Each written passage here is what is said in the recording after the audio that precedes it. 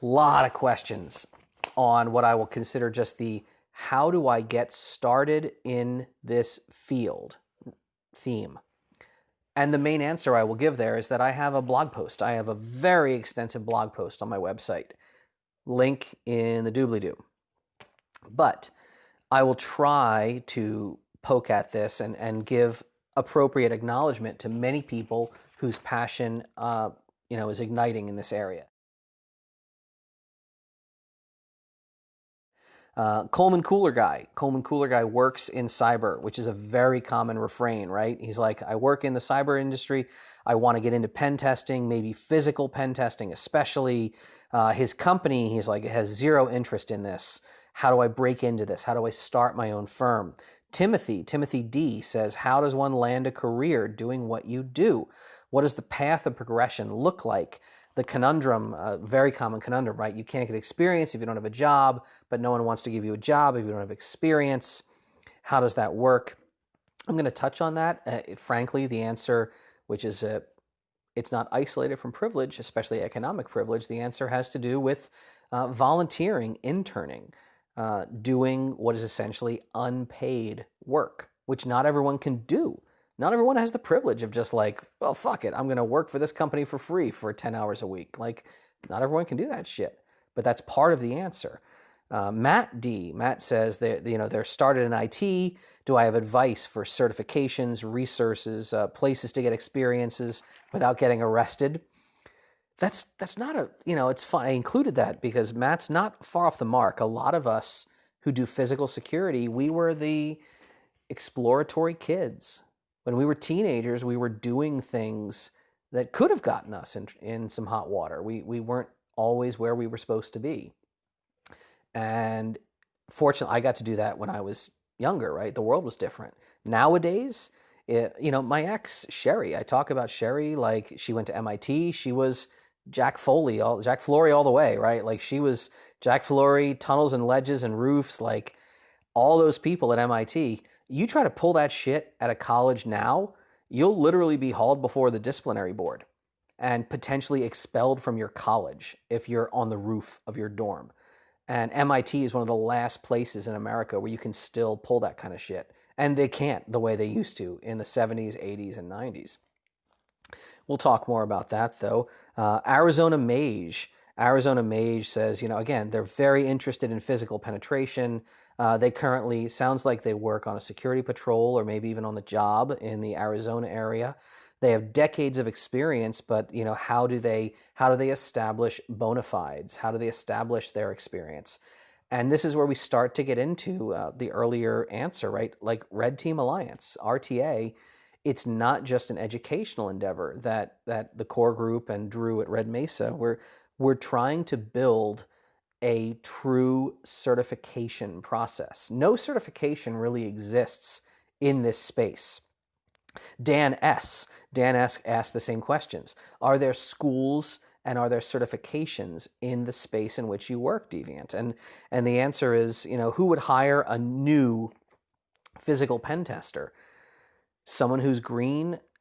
Again, I don't want to bow down to the altar of certifications. Henry S. asked the same question. Are there formal education or schools or certifications in this space? Let me talk about certifications for a second.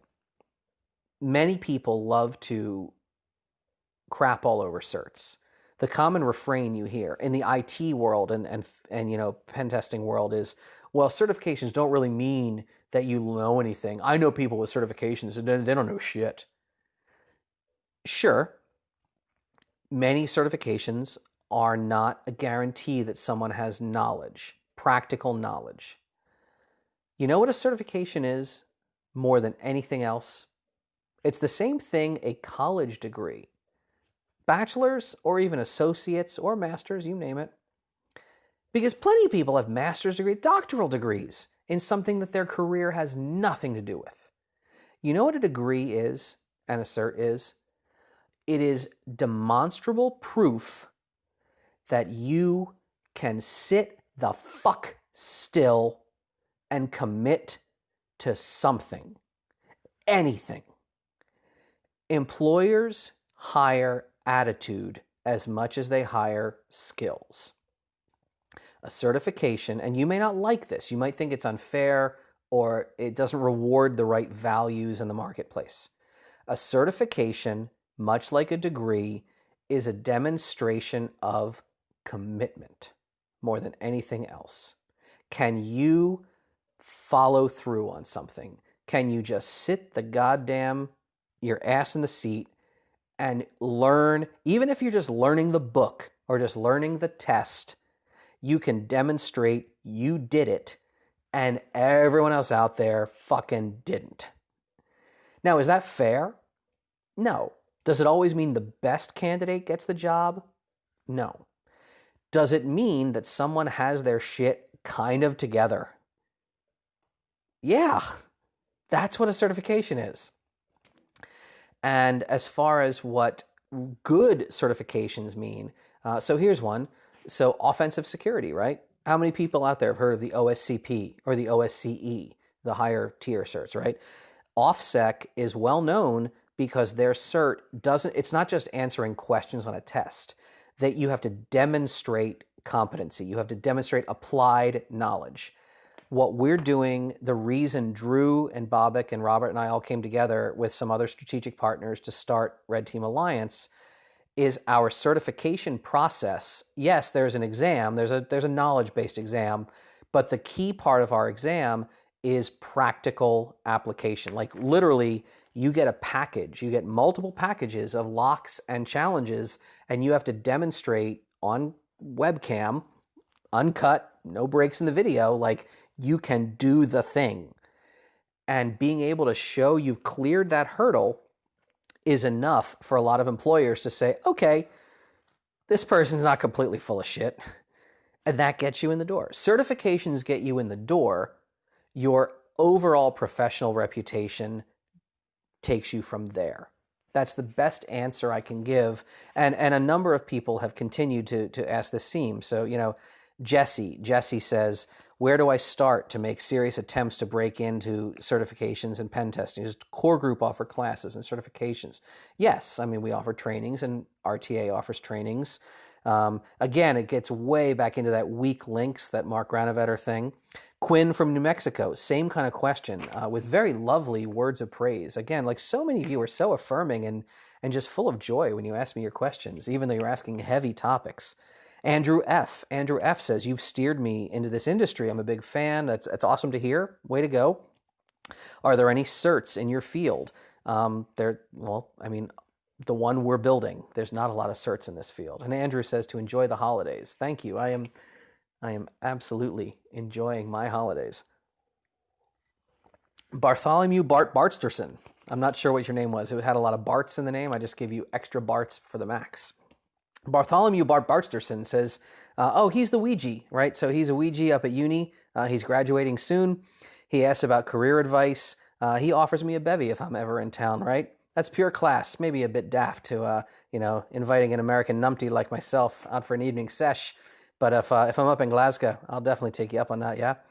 So again, like, where do you go when you're a lot of you are college grads, or you're recent college grads, you're impending college grads, and you think this looks awesome.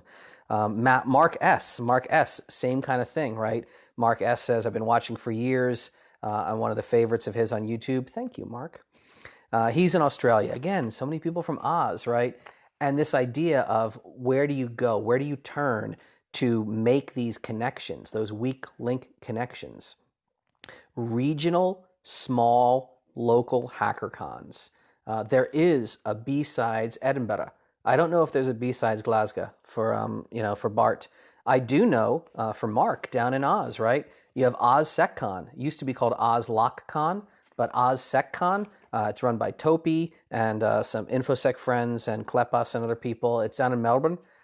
So if you're in Melbourne or the area, like, go to Oz SecCon. It's a small event with good signal to noise ratio. I don't think they have anything scheduled for 2020. I think they're taking a hiatus, but they are looking to come back with a vengeance in 2021. So get yourself to Oz SecCon if you're down in Australia or anywhere in the APAC kind of region. Establish those weak links. That's the best thing I can tell you. Ethan says, how often do I get work, and how often do I turn jobs down? That was a number of people have asked about jobs, right? But that was a really cool way of asking that question. Such a unique question. I'd say once or twice a month, we have a very proper big consulting client, either for a, adversarial simulation job, on the ground operations, or just across the boardroom table kind of consulting, right? But do we ever turn jobs down? Yeah. We've turned jobs down sometimes due to hesitation, sometimes due to, this doesn't quite feel right, they don't quite have their act together, or we're not in the right, sometimes, again, your reputation's everything, right? If we have a client that says, we need this very specific thing with this technology and we care about this product, can you tell us if our here's a great one, radios. Can you tell us if our radios are vulnerable? I am not an RF guy. My wife, she's got a ham license, but like as far as hardcore, RF is like fucking magic. Really good RF people, software-defined radio people. That's Drew. That's Drew all day long. Core Group's going to kick that client to Red Mesa. And Red Mesa, if they have like a safe cracking job or something about safe manipulation, like Drew's going to throw it to Robert and I. If you are really good at something, people know it. And if you're not good at something, don't pretend that you are, because it's going to bite you eventually. And just be honest about it. All right, I've got only a couple questions left, and we're going to carry through to the end of this video, and the rest we're gonna keep getting to, I promise. I love all these questions. You guys are incredible. All of you are awesome. So in terms of when I've turned down jobs, it's always because our subject matter experts aren't perfectly aligned with the job. And again, I'm going to reference Drew again. The answer, if you're a business person, if you're starting your own company, the answer is never, I can't do that, or I won't do that. The answer is always, we could do that this way, or this person over here might be able to facilitate that. One of Drew's favorite statements always, if somebody wants something that's super urgent, that's another kind of job you might have to turn down. If you have a client that says, oh my God, we just had this thing and we need you right now. And like it's freaking holidays. Like you got clients here, you got no clients, you got holidays, you got family. The answer is never, I can't do that. The answer is, here is what it would cost for us to do that. The answer is never no. The answer is, here's what it would cost and here's how long it will take. And you let the client decide. My favorite answer, I don't know if Drew's going to be mad that I tell this story. I love this story. Drew had a client that they really, they wanted to work with us, and Drew brought us in, but they said they were really twitchy about having us unescorted in their facility. They wanted us to simulate an adversarial intrusion, right? Like, we're going to break in. But they had a policy that said no one can be on the corporate campus in the data center unescorted. So how do you square that? And they said, well, you need to have one of our people come with you on the job. You have to be escorted. And we're like, escorted on a frickin' penetration? That's dumb. No. And Drew was like, he's doing this on the conference call. He's like, no, mute. He's like, no. The answer is, there's always an answer. And back on the call, he says, well, you understand that for the integrity of the test, anyone who comes with us on the job has to be trained. The only way we will do the pen test with other outside third parties is they have to be trained. And we're the only one who offers the training. And the training costs $40,000. So he just pulled that out, right? And you let the client decide, like, are they going to go for it? Are they going to not? And sure enough, they said, per person? Drew's like, oh, of course it's per person. So the client only put one person through the 3-week training. And they sent someone out. They took every class we offer. We packaged up a good deal. And this person, some corporate IT dude, and he got the best training from the best subject matter experts in the fucking world. And he came on the goddamn pen test, and he didn't bump into anything. He stayed out of the way. He learned, the main thing he learned was like, don't fuck it up. Just get out of the goddamn way. And he was on the whole job with us, and it was fine. And he loved it. And I think that guy is part of that company's internal red team now. because he had out all the training, right? And it was great. It was wonderful. If you're a small business entrepreneur, especially, the answer is never no. The answer is it costs this much and it might take us this long. If you want it faster, well, it costs more. More questions that again, like, so Ethan is only 16. There was a follow-up from, Ethan, the offspring, right? Ethan says, do I ever check my analytics? Is Ethan an anomaly? Ethan's like, I love your videos too. Do other people, who's your viewership? And I didn't know this. I didn't know this until you asked my question. Because again, I'm not a YouTube professional, but I checked it out. So here you go. I'm gonna throw you some graphs, right? But in general, 75% of my viewership comes from non-subscribers. That is insane to me. I assume there's got to be some outlier data on that. I assume there must be a few of my videos that get shared from other conferences or other channels. And, 5 videos that I might have with 500,000 views, they're like the anomaly. So I think that's driving that figure. Not all of my viewers are men. That's nice. Like, I think YouTube, let's be honest, most people are kind of guys. Again, you're looking at the graph, right? Most people watching my shit are dumbass white dudes like me in America, roughly my age, 35 to 45. But the spread does include some younger folk. Here's hoping you're okay with the fact that I swear a lot. All of you younger people, do you mind that I say fuck a lot? Do your parents mind? I don't know. Here's hoping I do. Fuck, fuckity, fuck, fuck, fuck. South Park reference. Remember when South Park was a show? But yeah, I have these screenshots for you. I hope you're enjoying the data that I've never seen before. I enjoyed it. Now you can too. And I'm really glad you enjoy the content. So keep watching. I'll keep putting it up. I'll keep trying to not swear too much, just enough to keep you, subscribed. But Albert says, were there ever pen tests or assignments where our team was found out? Yes, of course. That happens actually really, really often because in the end, many of our clients want us to be caught. We're in constant contact with our clients most of the time on pen tests. So our point of contact and their secondary person, like, we're always touching base. Usually it's kind of signal messages, and we'll say like, hey, we're in the data hall. What do you want us to hit? We hit the primary targets. Do you have some secondary targets? Remind us, was it this executive office or that executive office? Fuck it, we just hit both of them. And we're constantly checking in. So midway through a pen test, it's very common for us to say, hey, like, we've done everything. Like, we're in everywhere. No one stopped us. Do you want to pull the plug? Like, what do you want to do? You still got hours that you paid for this block of hours. And sometimes, it's fun. It's really fun because you get to ask the question. When you've had a victory, the victory of all victories, you're like, well, I mean, do you want us to start doing stupid shit? Because they want to test the response time of the guards and so forth. So yeah, you start doing things where you intentionally set off alarms, you prop doors open, like data center doors that should never be propped open. There's signs on the doors that say don't tailgate, and you're like propping a chair in front of the door and just leaving it open, letting an alarm go off.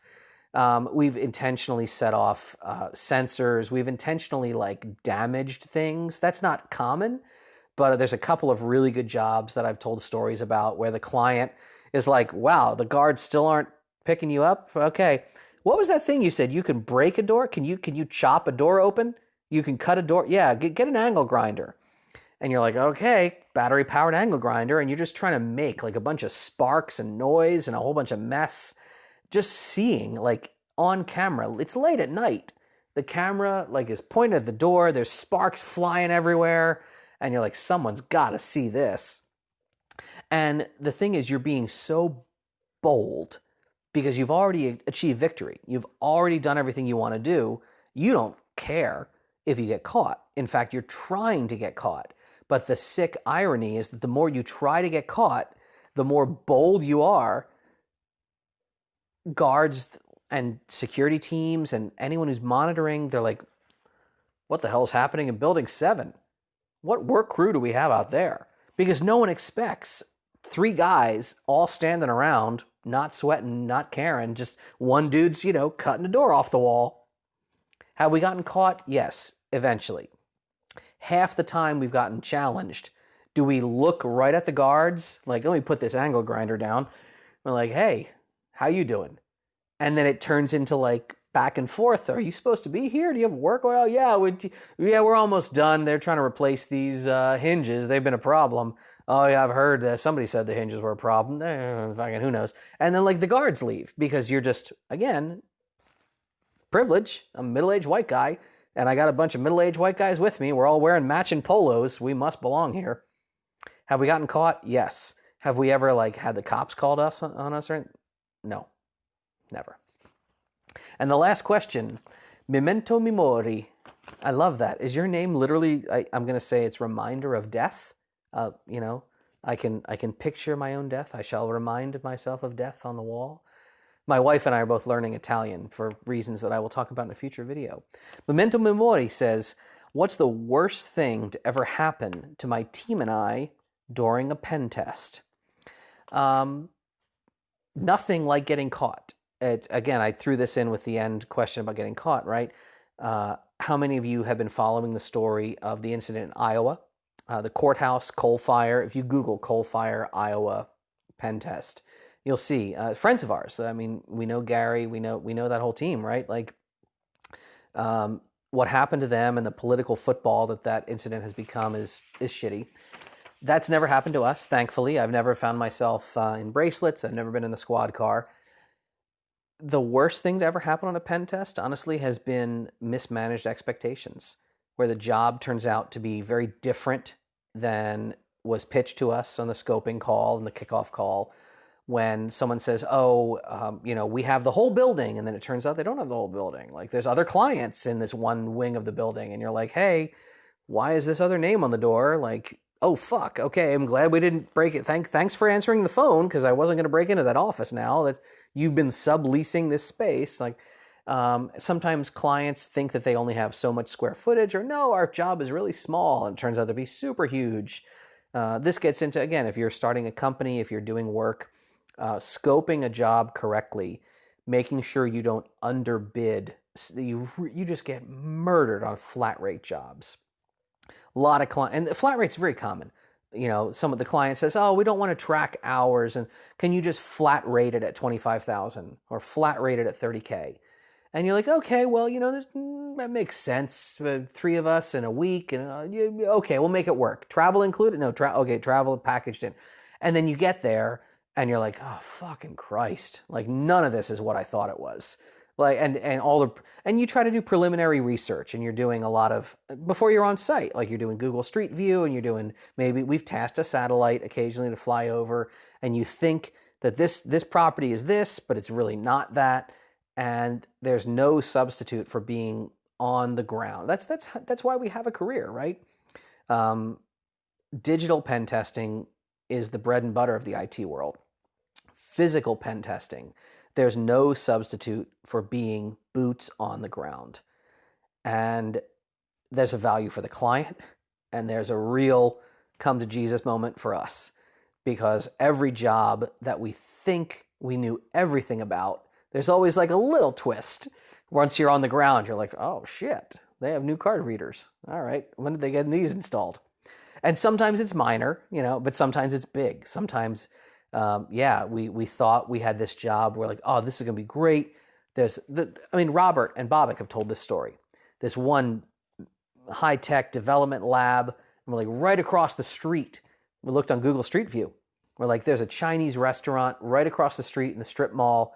I bet you everyone goes across the street for lunch break. We're going to get badges, credentials, you name it. We got this.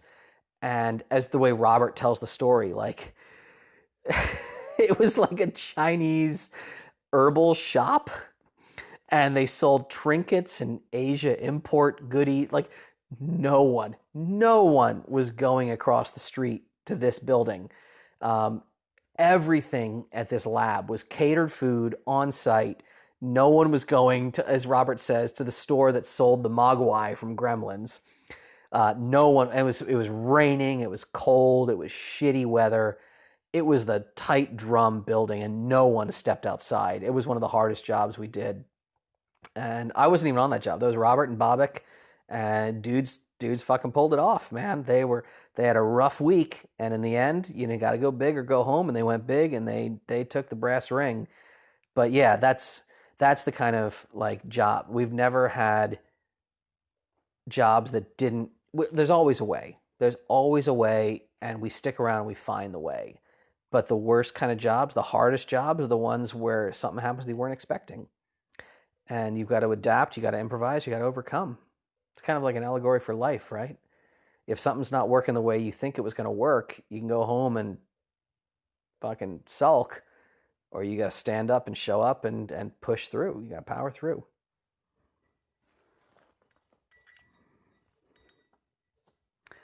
Okay, so one of the last categories of questions in this one, I've had such a good time with this Q&A. This is really cool, especially because it lets me address some things that I didn't know how many people would care about. I mean, I know a lot of you are curious about. This next category is, I'm just kind of lumping it in with community, diversity, and so forth. I do get questions in email and DMs and a lot of things like that where people are like, hey, like, you're straight, right? Like, you're cis dude. What's with all the trans stuff? Like, what do you like have NB people in your family? Well, like in my hacker family, sure. But the answer to a lot of people when they say, like, why are you always kind of ringing in on these LGBTQ topics? Like, you're not part of that community. Can't they speak for themselves? Well, absolutely. It's not my place to speak for any minority community that I'm not a part of, but it is all of our place to just kind of show the fuck up. Here's an example, right? Do you ever work with anyone who's ADHD? Do you have someone in your family? Maybe you are. Maybe, like a lot of hackers, are non-neurotypical, right? How many times a day do you think people in that position have to explain, like, oh God, you interrupted me. I was working and I was in a flow state and you just wrecked me. Like, I know there's a meeting, but fuck me. And this open office plan, this sucks. That's exhausting, because constantly having to say and have the same explanation over and over is murder on someone's emotional state. Or another great example, right? How many of you have ever read So You Want to Talk About Race by Ijeoma Oluo? She's a Black author. She's from my home of Seattle. And, again, her whole thing is basically like, hey, white folks, maybe you could kind of get some knowledge pre-dropped on your own noggin so that all the Black people in your life don't have to keep answering the same fucking question over and over and over again.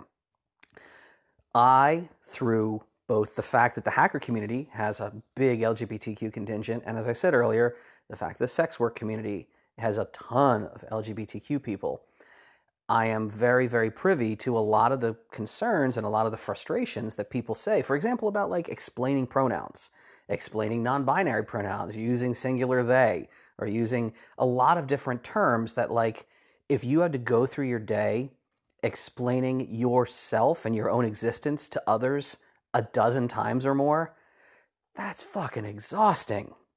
So much in the same way that if you have non-neurotypical friends, but you are pretty, conventional in the brain box, you can get out in front of that before people give them static. If you have a lot of underrepresented minority friends, if you got Black friends, right? If you have anything that you have some privilege, that you can stand in front of that shit and be like, hey, before you go make this person's life harder, let me go ahead and drop a little knowledge on you. Again, you can do some in-group kind of interference. You can do some in-group signaling. My in-group signaling that I get to do is with a lot of people who are, like me, like kind of privileged white people, who may not be aware of the very unique things that I have a window into in terms of the LGBTQ community. So that is why you see like so many of my Twitter followers and Twitter friends are trans or NB. That's why you see, again, like we've talked about this in an earlier question, but I got some questions, some new questions on the topic. So let's hit it, right? Brad B. And I really like this. Brad B, his question can almost sound like a question of frustration, but I think it's a really actionable moment. So I like the way he worded it. So Brad says, what, and he even bolded it, concrete actions do you think all of us should be taking to foster a more diverse set of voices? And in his case, he says in InfoSec, but we can broaden this. I think that you can broaden it to just talk about society in general, right? At work, at cons, communities, or as he says, the dumpster fire that is social media. And he says, I ask this earnestly. I always see you speaking on the subject. I appreciate using your voice to support women, other underrepresented groups. I'm sure lots of other folks appreciate it too. But again, I really like, because anyone, like, talk is talk, right? We can just all get up and blather and tweet. But as Brad says, like, what concrete actions can people do? And distilling things down to bullet points makes goals feel more achievable, I think. And I like that. I like giving people, instead of like, here's a book to fucking read, you're like, here, do these 3 goddamn things, make the world better in an instant. And I've got some right here, right? So one thing that we kind of like touched on a second ago, right, is normalizing other pronouns. You might be uncomfortable with like starting every introduction when you speak, like using your own pronouns, right? But that's a thing, and that's a whole other topic about normalizing the idea of pronoun usage. And it's a topic that has some friction, but from a lot of sides. One way that you can put a toe in the water on that, though, is normalizing singular they. When I'll tell a story, even when the participants in the story are like people I know personally, like binary people who tend to use, he, him, or she, her pronouns, I'll often drop a they in that. And there's different schools of thought on whether this is appropriate, but if their gender isn't germane to the story I'm telling, my buddy, like famous InfoSec guy, like Chris Nickerson, is like breaking into a building and be like, so yeah, and then blah, blah, blah, Chris is on the stairwell, and then they had this conversation with a guard, and the guard was challenging them, like, hey, do you belong here? Does that even sound weird to you? Like, it might hit your ear a little strange, but I just referred to him as they. And again, because his guyness isn't critical to the story, I just kind of like to drop singular they in. And if you read, like all my books, I went to bat against my editor, and I used singular they. My first book was, Christ, how many, was that like 10 years ago, honey? My first fucking book? I don't know. So it's like weird, but if you just make it part of your dialogue, it's less weird. And this is my prediction for the future. It's going to become less weird. People are going to not hang their hat, as it were, on gender the way we do in a lot of our conversations. So you can use singular they if you're not comfortable with going full bore into like the pronoun world, right? A couple other things, though. Again, concrete fucking bullet points, right? Refuse to participate in non-diverse events, non-diverse panels, right? If you're invited to be on like a panel discussion, you can't always be responsible for an entire conference. And it's hard to do your research before every place you're invited to speak. If you're on a panel, they're like, hey, we'd love to have a panel about this thing. And it's like, a panel is like 5 people, tops. It's not hard for you to get ahead of that and be like, hey, just curious, who else? You don't have to be all like, social justice warrior, like yelling at him. You'd be like, oh, who else is on the panel? I'd love to know. Maybe you can kind of pitch it like I like to familiarize myself with their other professional work so that I can reference their work as a good colleague, and get some names back. When you're checking those names, you're like, whew. There's a lot of male names coming off this, and then you search some Twitter and Google and Facebook, and you're like, wow, that's really white. You can kind of loop back. You can talk to the event and be like, hey, so what's going on here? I'm just curious. Did you reach out to any other voices? And again, like if the panel's robotics, or if the panel is AI, or if the panel is drones, any of these topics, you search your own friend group and you look down your like list of people in a Slack channel that you're all with, and you're like, oh, wait a minute, like Brittany would be great for this, or oh wow, we should totally have Rebecca, and be like, hey, maybe. Now again, here's the hard part. Refusing to participate on the panel doesn't just mean poking at the organizers and saying, hey, will it do better? It also means, as like any business negotiation, that the strongest position in a business negotiation, if you're trying to buy something or sell something, is willingness to walk away. That's a thing. Like know what you're signing up for.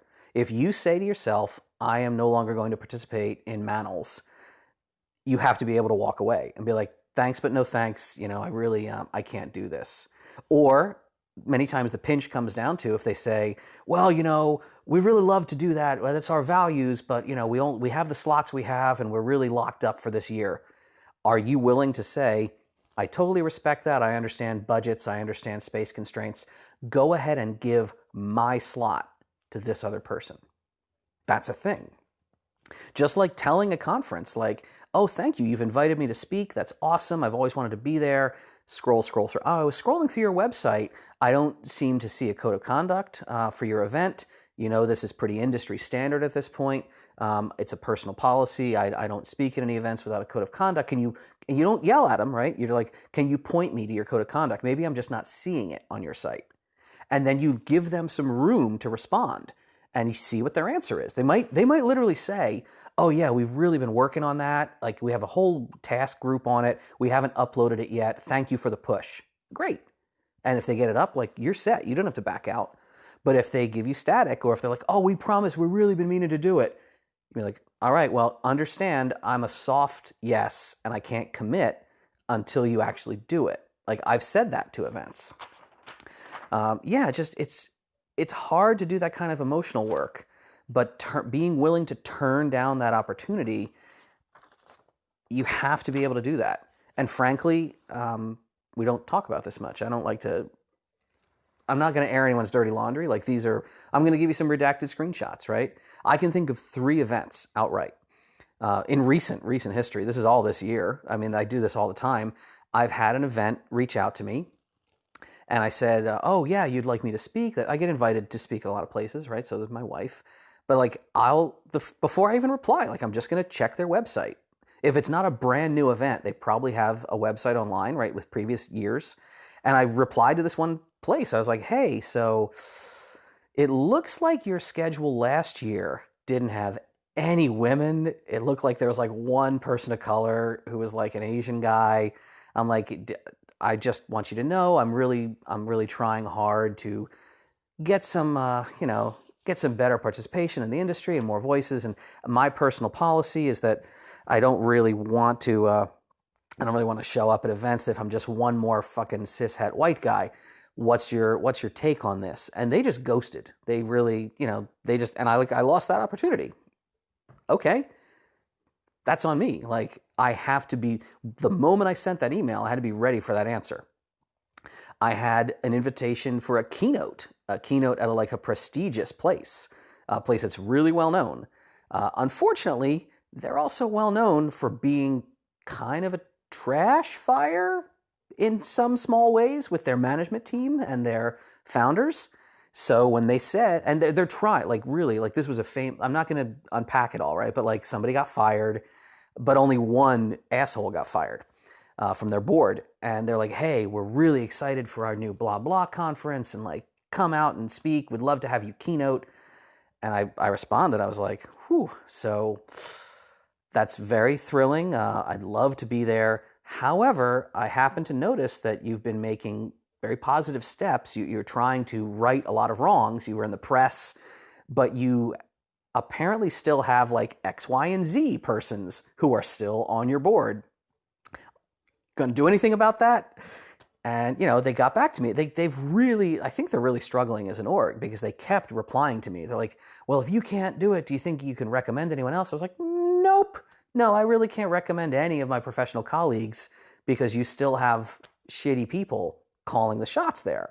And again, I'm giving you screenshots here, right? Redacted screenshots, but I tried to say in a very use professional language, don't burn your bridges. But I was like, look, you've made some steps, but you have more ways to go. I'm not comfortable lending my name at all right now. And I was very clear as to the reasons why. You have to give them kind of a teachable moment. And sometimes that, the pushback is even harder when it's your friends, right?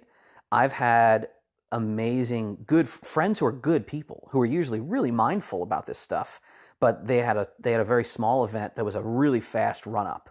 They had almost no time to plan it because it had to do with a timely thing that happened. And I was invited again, like, hey, come speak. We want your voice there. You're a really good speaker.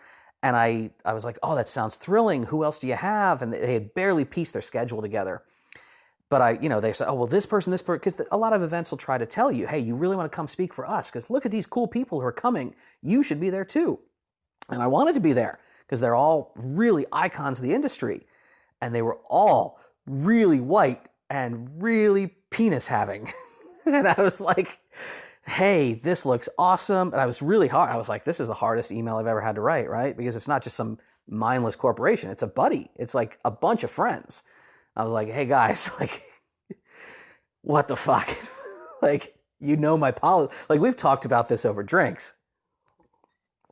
I was like, look, can you have any other voices, man?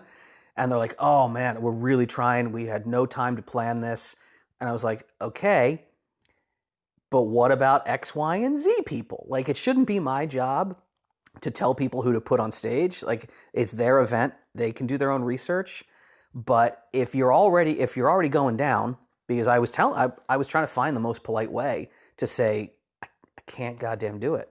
Values only matter if you apply them when it's hard, not when you apply them when it's easy. Anyone can do shit when it's easy. But I was ready to back out. And the gracious way to back out was going to be, I was going to offer up other names.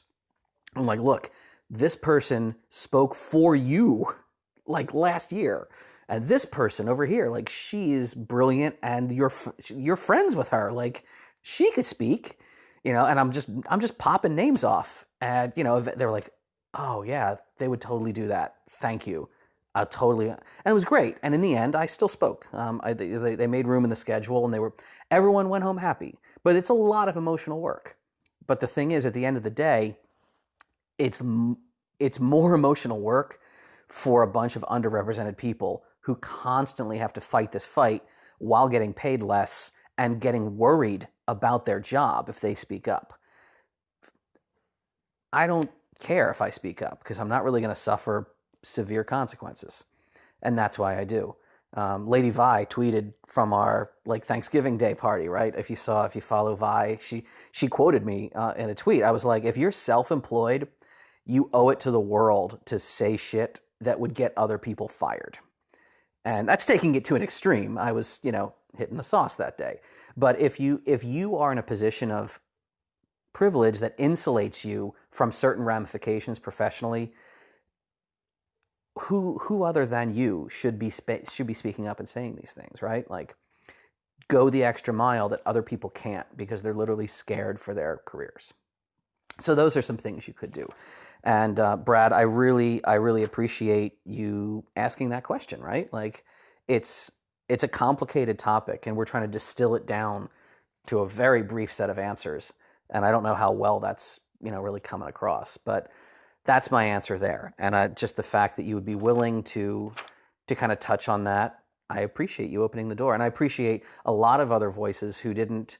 So they said, hey, I'm not, this isn't a Q&A thing, but I just really appreciate you touch on this. And thank you. You make me feel seen. You make our, it's very lovely. The behind the scenes, everyone talks about social media as being shitty, and it is in some ways. But the feedback I get from really great people who brighten my day all the time, when we go to that harder place, when you have the harder conversations, there are people who may not get in touch with you, but are going to be grateful for it. So I encourage you to do that kind of work, especially if you look like me, because nobody's fucking with us. All right, now we get down to the last page.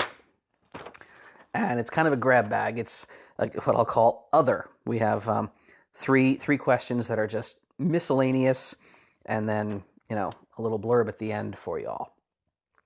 So Amanda K.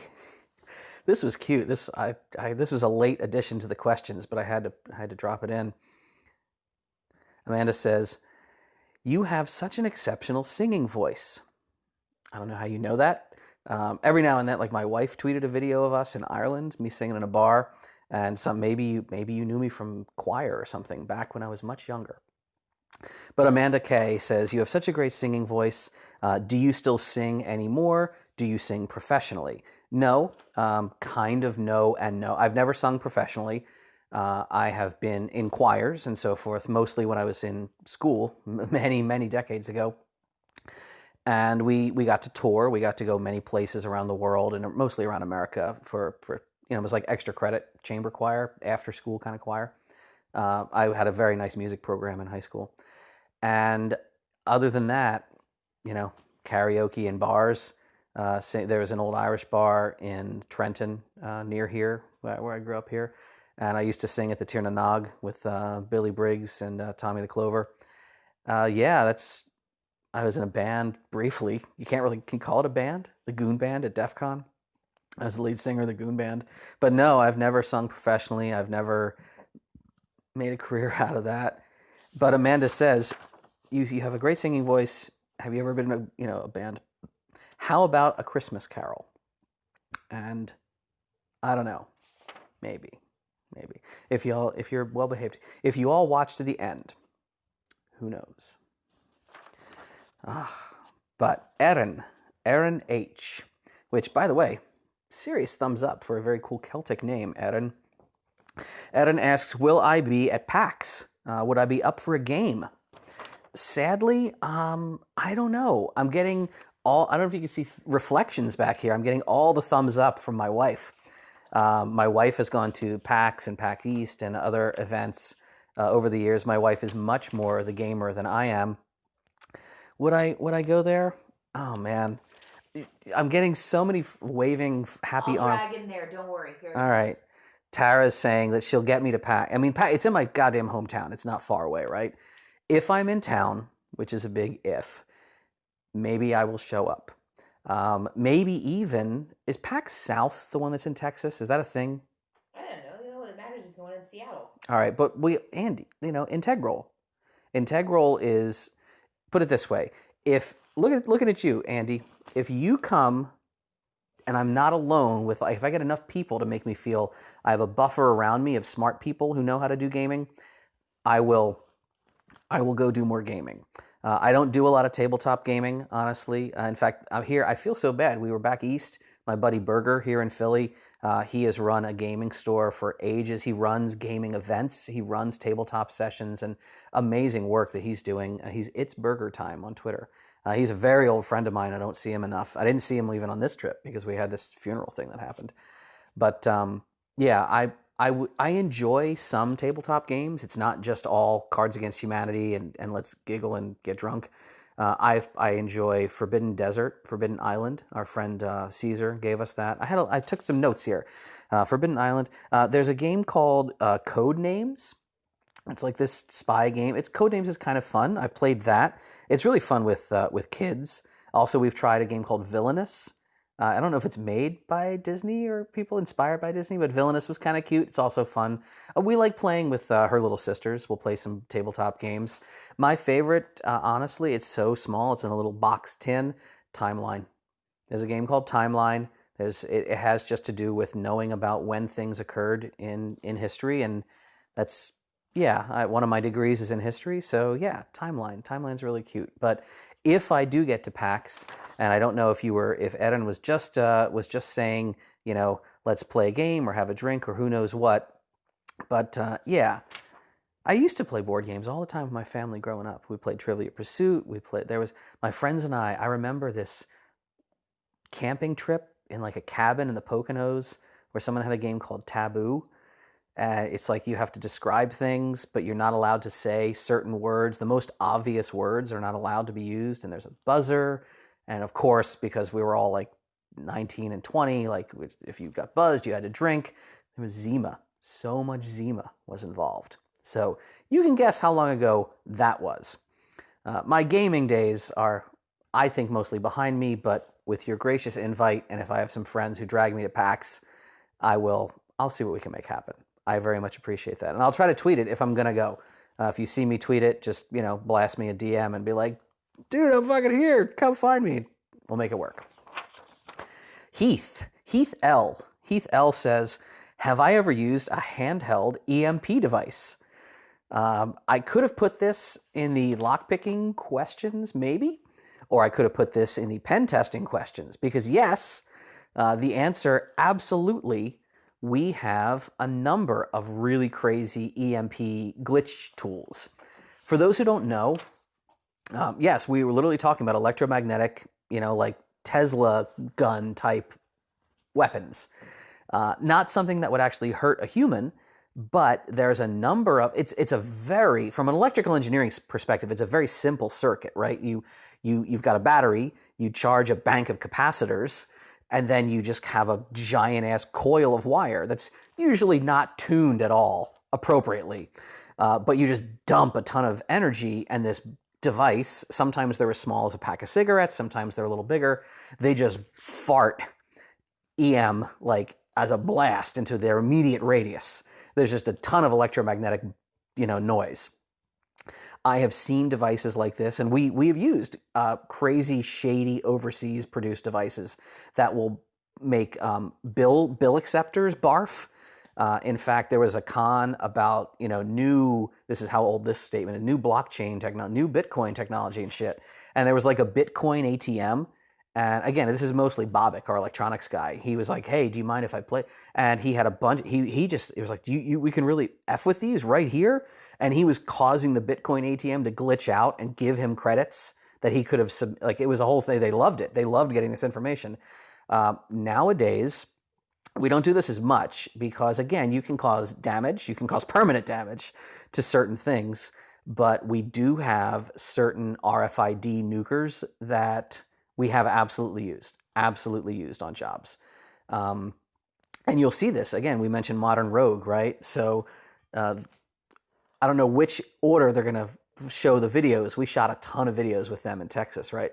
But the RFID killer, if you get close to someone and they have a badge, they have an RFID enabled badge, high frequency or low frequency, just right, bang. And like that badge is cooked, like it's done. It would be better on camera if it had made a bunch of smoke and flame, but that doesn't happen.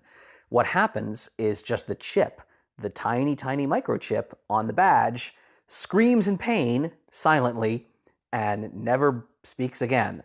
So if you can kill someone's badge, all of a sudden, like that person is stuck and they can't get in. You can leverage that. And you're not really doing major damage to the company, right? You're testing what happens when someone's badge isn't working. So if you stand near, let's say you're on Caltrain, right? If you stand near a few people and you're like, well, that's a Microsoft, that's an Amazon badge, there's our client, these three guys all work for our client. And if you're like, pop, pop, pop, pop, pop, pop, like those badges are killed. Well, if you follow them and you all walk to the corporate campus and they're one guy, another guy, and they're all bumping into each other and, oh, the badges don't work. And then the guard comes out and the guard's like, what's wrong? And you're all looking at it like, none of our badges work because your badge doesn't work. It's not a real badge, right? Maybe they're using a credential that you couldn't clone. Then you're just a bunch of people who have a bunch of broken badges and who knows what's wrong. And the guard lets everyone in.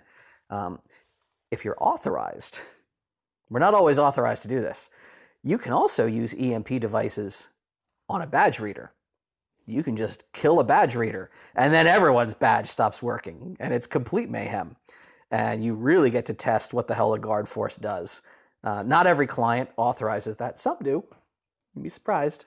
But yes, have we ever used EMP devices? We absolutely have. It's not like the movies. It doesn't, knock out all the lights in a city, but you can take down a badge reader in a way that it is never coming back up again. Don't do this without authorization. But please, give it a try, if you're allowed. All right, well, that is the end of our questions for now. More of you, I'm sure, have emailed questions, but I'm out of the ones that I printed, and more than that, I am out of scotch. So, thank you, is all I have to say. I don't know how many of you are going to watch this. I don't know if you're enjoying it. I don't know, maybe you have it on in the background, but this was really neat. This was really fun for me. And it was just a cool insight. And it was really neat to do it here. Being home. I don't get back home as much as I want to. I don't know if I'd call this home. I've been here for a couple days, right? So I'm using the word home, but it's home changes over the years.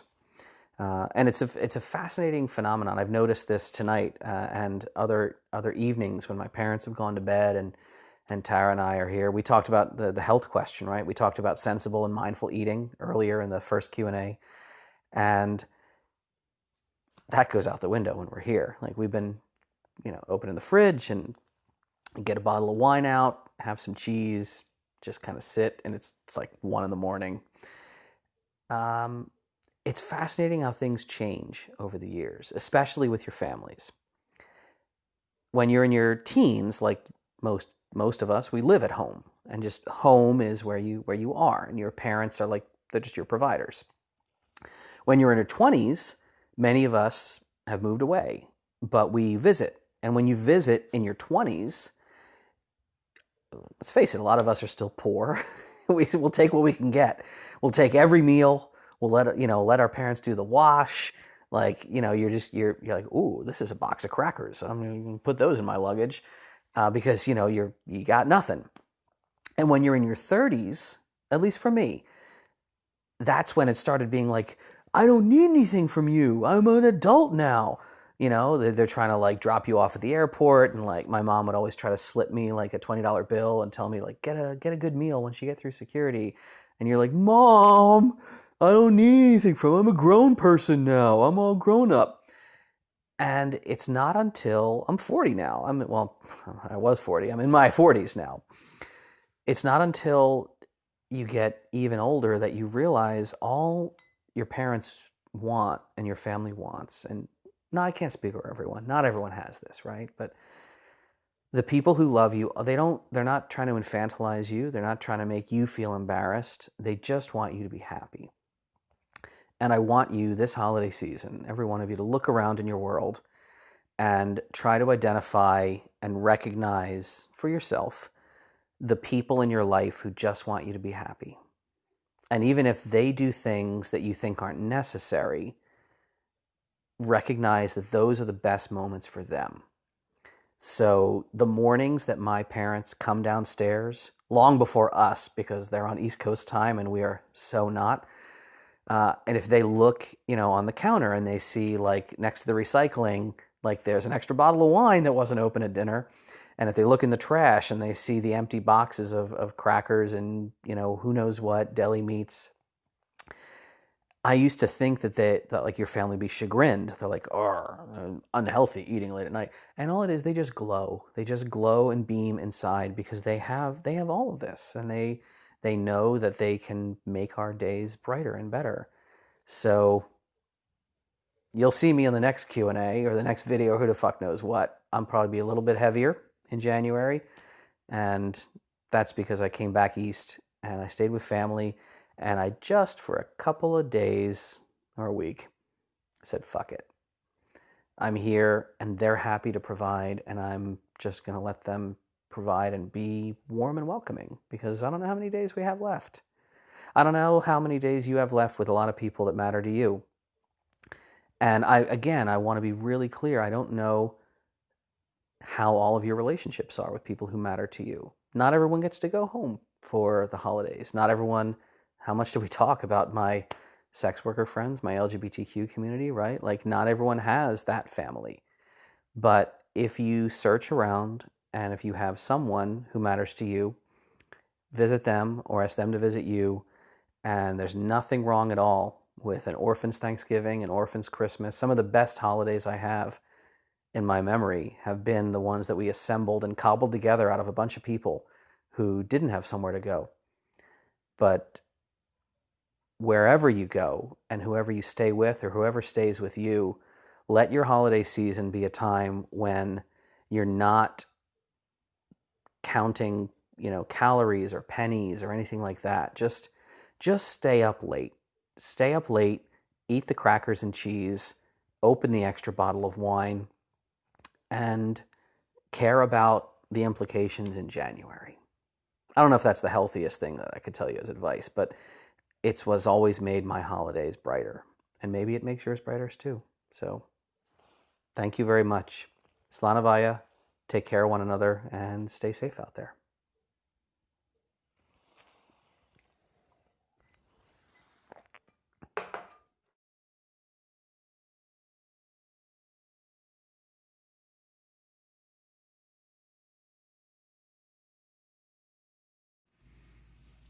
Hey everybody, thanks so much for watching. I hope you enjoyed that. As always, we got our Pelican case of prizes here. And we've been having a lot of fun giving these away, I'm not gonna lie. So let's see. We got well, you've seen the 9-volt battery. We're gonna give keys away in the future. Okay. Here's kind of a big one. A while back, I did a video about key extractors and the like, right? Yeah. Well, if you enjoyed that, you might be surprised that when you're ordering overseas from the Bland of High Quality, if you recall, you don't just get one tool. You get kind of a crap ton of tools. So in addition to, any number of different thicknesses of hook, like you have 0.04 millimeter, 0.03 millimeter, this is just, wow. I'm surprised that they were able to pack this much variety. Like look at this little sawtooth guy. What is up with that? I don't even know. Got some of the little spiralizers. Yeah, these are, this is a quintessential example of very cool tools, right? Things that I don't need because I'm not a professional locksmith. I have all the keys and tools and things that I need. These are just in a drawer. I don't want them in the drawer anymore. If you would like them to wind up in your drawer, what you got to do is down in the comments section, we have the word of the week. These are really nice. These are kind of classy, right? So let's go with Tara made oyster stew. We made a really delicious oyster stew together. So let's go with oysters. I like to put oysters in me. If you would like to put these in something of yours, like a pick kit, hopefully not like in your ear, but in your pick kit, go ahead and use the word oysters down in the comments. And one of you, with that internet random script thing, I will pick and I will respond to you, get a mailing address from you, and then I will send these to you. Because, yeah, why the hell not? Cool things given away. Because this channel is exclusively all about giving things away and losing money. Not trying to make money. I don't have a Patreon. I don't care about subscriptions. None of this is monetized. I just really love this community and all of you crazy bastards who somehow decide to tune in week after week and watch my shit. So, sound off. One of you gets this. The rest of you, thanks for watching and stay safe out there. I talked about those of you who maybe you don't go home. Maybe you make your own home. Maybe you invite others to your home. This is a time of year where we don't have to define our experience based on the expected, right? You don't have to go and deal with relatives if you don't want to. You don't have to do anything if you don't want to. You can be quiet in the evening and go, see a movie or something.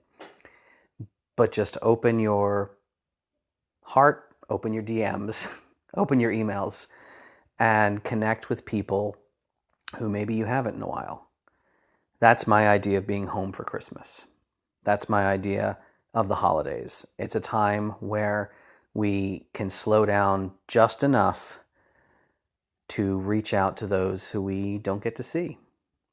And I don't want to make a Marshall reference or something, even though I'm pretty sure that, did Bing Crosby write this? I don't know. This song was probably popularized in World War II. Talking about people who were not able to be with the ones they loved for the holidays.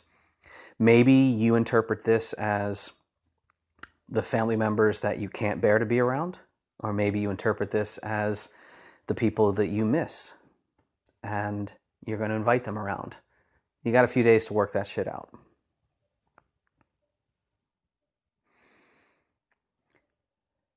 I'll be home for Christmas.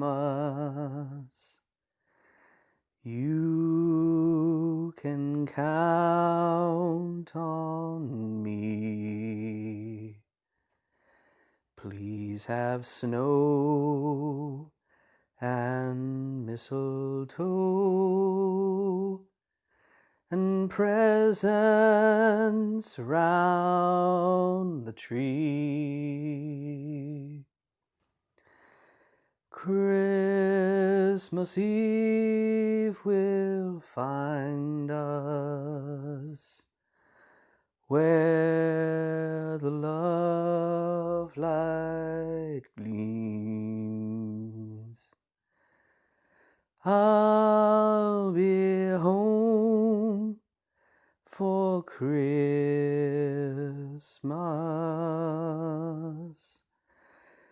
if only in my dreams.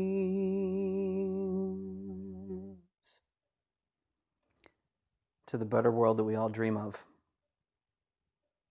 Merry Christmas. Happy holidays. I'll see you all in 2020.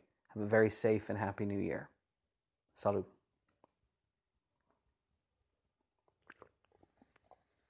I don't know. It's It recorded looked better than it I was. think so. Probably. Fucking Jesus. Okay. It doesn't look as fuzzy as it did. Great. It's focused right about here on your chest. That's fine. Okay. Go. Oh my shit ass Jesus.